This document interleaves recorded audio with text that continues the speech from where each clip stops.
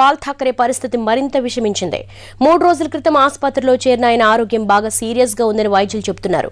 అటు ఉద్ధవ్ ఠాకరే తన పార్టీ నాయకులతో అత్యవసర సమావేశాన్ని ఏర్పాటు చేయడం ముంబై వాసుల్లో మరింత అనుమానాలు రేపుతోంది.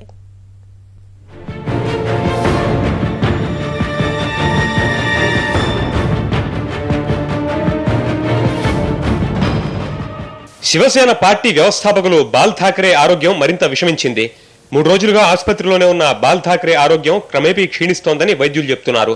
ఇదిలా ఉండగా ఆ పార్టీ కార్యనిర్వాహక అధ్యక్షుడు ఉద్ధవ్ ఠాకరే అందుబాటులో ఉన్న పార్టీ నేతలతో అత్యవసర సమావేశాన్ని ఏర్పాటు చేశారు.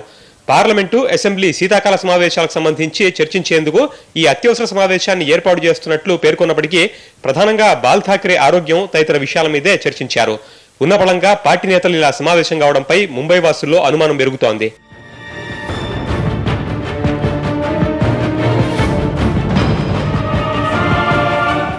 అనారోగ్యం బారిన పడ్డ తన బాబాయ్ బాల్ ఠాకరేని ఎంఎన్ఎస్ చీఫ్ రాజ్ ఠాకరే పరామర్శించారు.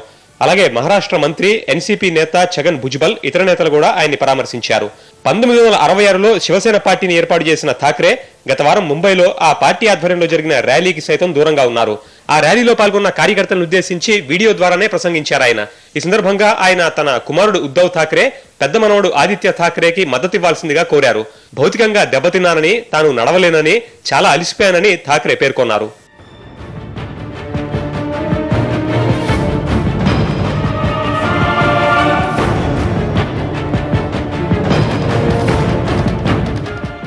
ఎనభై 86 ఏళ్ల బాల్ ఠాకరే కొంతకాలంగా అనారోగ్యంతో బాధపడుతున్నారు. అనారోగ్యం కారణంగా జూలై 24న ఆయన లీలావతి ఆసుపత్రిలో చికిత్స పొందారు. ఇంటికి వెళ్లాక తిరిగి ఆయన ఆరోగ్యం మళ్లీ క్షీణించడంతో మళ్లీ ఆసుపత్రికి తరలించారు.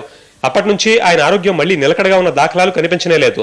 ప్రజా జీవితం నుంచి తానిక రిటైర్ అవుతున్నట్లు తన కుమారుడు ఉద్ధవ్ కి, మనవడు ఆదిత్యకి ప్రజలంతా మద్దతు ఇవ్వాలని ఇప్పటికే రికార్డు చేసిన ఓ సందేశంలో శివసేన కార్యకర్తల్ని ఠాకరే కోరారు.